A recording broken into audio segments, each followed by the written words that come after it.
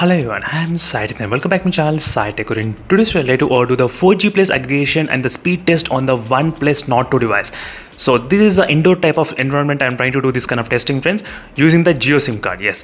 So in my location, only few phones will be able to get the 4G plus only in the Jio SIM. Yes, absolutely. I will try to use the Idea and the Airtel SIM as well later on. But in this video, I'll start off using the Jio SIM card. So let's see whether the OnePlus Nord 2 can get the 4G plus aggregation in the indoor condition or not. That's what I'm going to exactly test. First, let me just show you, friends, what is the SIM I'm trying to use in this phone. So you should know exactly I'm trying to use only the Jio SIM card. As you can see, this is the RX Monitor application.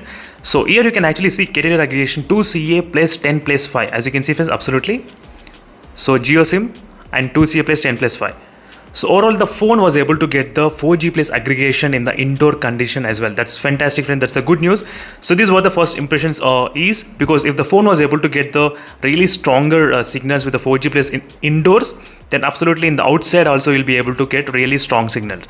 So let's see the speed test, how much speeds we can actually get by using this kind of speeds. Before that, let me just show you what is the band it was connected. I forgot to show you exactly. As you can see, friends, right now it's connected to the 1800 band. I am getting the LTE using the 1800 band, as you can see, 4G plus. So now let me try to start the speed test and show you the results, what will happen with the speed test. So I'll try to compare using the same Jio SIM card, OnePlus Nord 2 versus the Realme X1 Max. Side by side, I'll try to compare very soon. Wow, that's fantastic, friends. So in my studio room, whatever phone gets above 15 Mbps, that's really great, I would say, whatever phone. Because I did plenty of videos on the 4G plus, you won't believe me, close to 150 videos, something like that. As you can see, 50 to I think 100 videos on this 4G plus speeds only.